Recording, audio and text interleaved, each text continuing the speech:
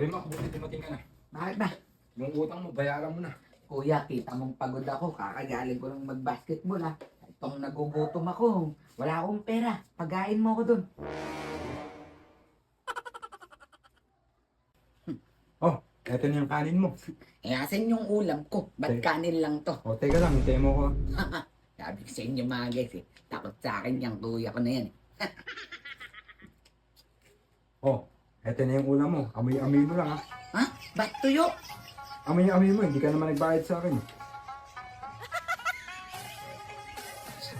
Dahan-dahan lang ha. Bakit? Hanggang bukas pa natin yan. Ayaw, di ma. Oo, huwag mo kamayin, mapapanis yan.